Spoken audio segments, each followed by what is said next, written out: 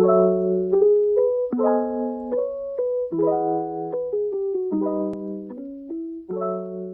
want to thank everyone for coming out to support our fellows and us as a whole as an institution. This is really appreciated. So my project is called Shaping Medicine, and it is based on the inclusivity in medical textbooks and medical imaging used for dermatology textbooks. So I created a presentation to help to increase inclusivity within these medical images and medical textbooks.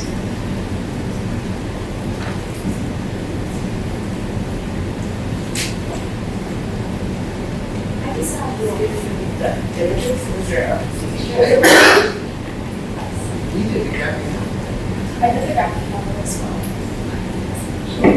You should, did you bring your copy?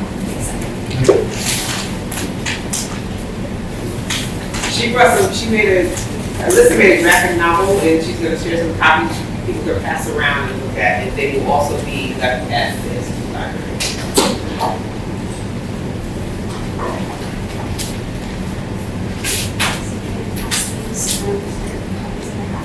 Designed by my Elijah Matthews, who's a graphic designer in Connecticut.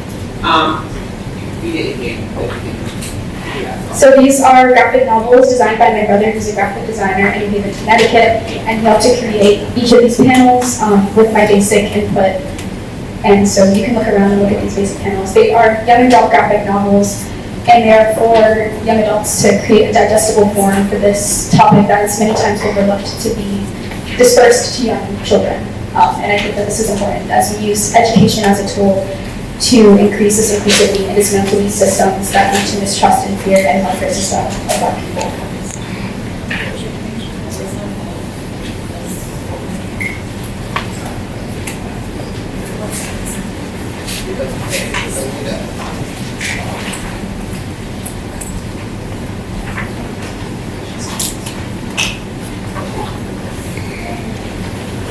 And that is Itana, who was Elissa's mentor.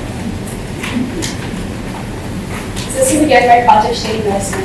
And just to reiterate, this project was based on increasing inclusivity in medical imaging of widely used dermatology textbooks, because there was a current lack of color in many of these textbooks. So I want to open us up with a quote.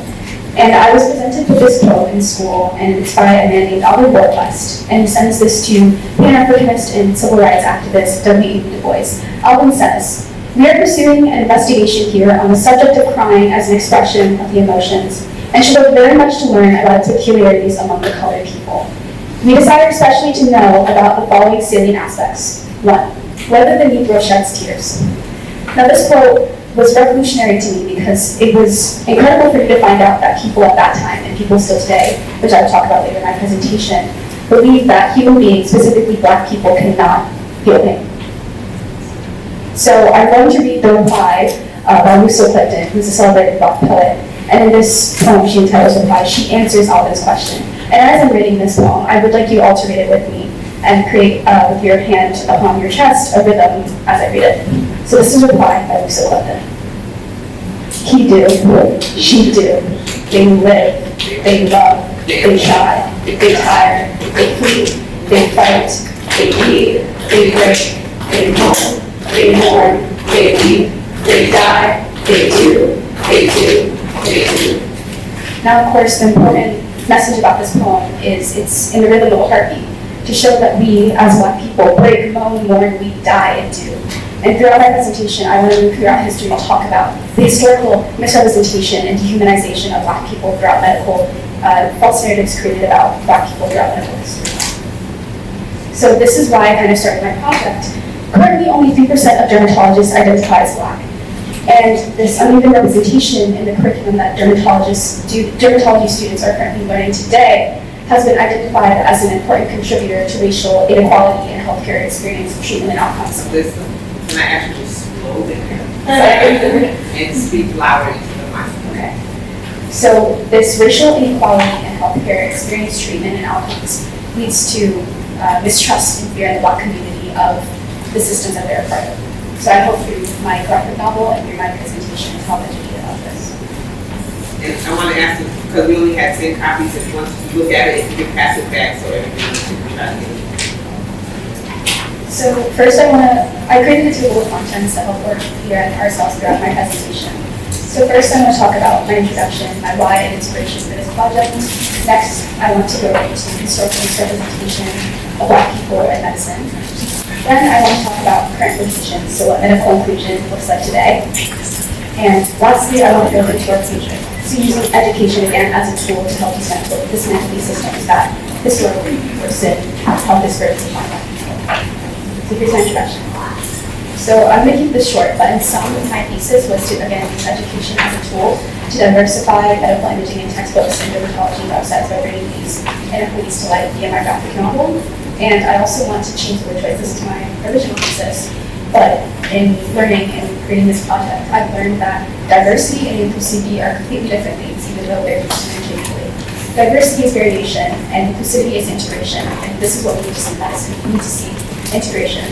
Diversity is using Black people in these medical textbooks only as a visual aid to show venereal diseases such as HIV and AIDS. Integration is a diverse talent of these people, as Roy Milhurst says, I am not tragically colored. This is a brief process, a timeline of my process documented. So I started with an idea which was inspired by a medical exposure class that I took at UConn. And we were learning about different fields of medicine, and a dermatology student brought to my attention that in her current textbooks, she saw a stark difference in between the patients that she's treating, which are mainly Black, and the patients, or the visual aids that were in her medical textbooks, which are mainly white. And why is this important? Because it leads to misdiagnoses of Black people. Because if these dermatology students are only seeing white people in their textbooks, when they treat people in practice, these are completely different things, and I will show how these skin conditions are different upon melanin and white or melanin skin. Then I created an output that aligned with my thesis, which is my graphic novel. I created basic characters and dialogue, I interviewed doctors and students, and I put the final touches on my project. So I'm going to move into the historical misrepresentation of Black people in medicine. White men are the standard of medical imaging, and this is because of false narratives spread in medicine, such as Black people's nerve endings are less sensitive than white people's, or Black people's skin is thicker than white people's. And even by our founding father, Thomas Jefferson, he says, they have less hair on the face and body, they secrete less by the kidneys, and more by the glands of the skin. This greater degree of transpiration renders them more tolerant of heat and less of cold than the whites. So all of these, while they seem like they're eons ago, still today these false narratives are being included in our medical textbooks, and the lack of color is perpetuating a worsening system for these Black people. Statistically, as recent as 2017, 40% of first year and second year dermatology students still believe that Black skin is thicker than white people's. Why is this important? Because doctors are less likely to treat Black patients' pain appropriately. So this is why we should all care about this issue. So why is this important? Again, these prolonged dermatology visits of Black individuals due to mistrust and fear in the healthcare system perpetuates an idea of white supremacy in medicine that we need to get rid of. Prevents Black individuals from visualizing themselves in medicine, and most importantly, which is the crux of my project, dermatologists misdiagnose patients due to lack of visual representation and these false narratives in medicine. Next, I want to talk about current implications of this and what medical inclusion looks like today. So when I interviewed these dermatology students at UConn, I found out that their lighter tones are significantly overrepresented in medical textbooks compared to their darker skin counterparts.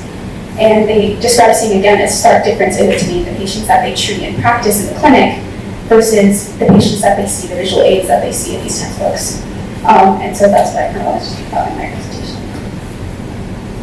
This is acne on a lighter skin tone. As you can tell, the present acne on her face is a pinker tone and a redder tone, whereas on a darker skin tone, the present acne kind of matches her darker, more melanin skin tone.